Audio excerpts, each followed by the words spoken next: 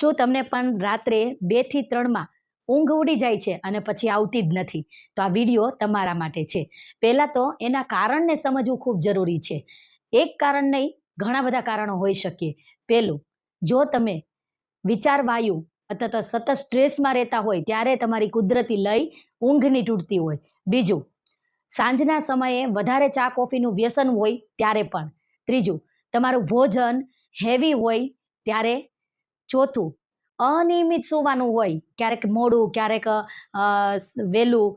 પાંચમું, સતત મોબાઈલને સ્ક્રોલ કરતા હોય ત્યારે. તો આવા કારણો હોય અને જો નીંદર એકાદ વાર ઉઠતી હોય ને તો વાંધો નથી. પણ જો વારંવાર આવું થાય, પછી સવારે થાક લાગે, ઊંઘ આવે, ચીડચીડિયાપણું વધી જાય, તો પહેલાં તમારા શરીરને સમજવાની જરૂર છે અને આ 4 કારણોમાં બદલાવ કરવાની જરૂરિયાત છે.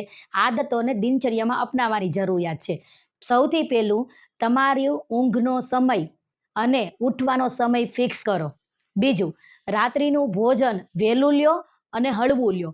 ત્રીજું, રાત્રે સૂવા ટાઈમ પહેલાં 1 કલાક પહેલાં તમારા મોબાઈલને દૂર રાખો. ચોથું, મનને શાંત કરવા માટે તમે યોગ, પ્રાણાયામ ને મેડિટેશન સૂતા પહેલાં 10 મિનિટ શ્વાસોશ્વાસની ક્રિયા કરી શકો છો.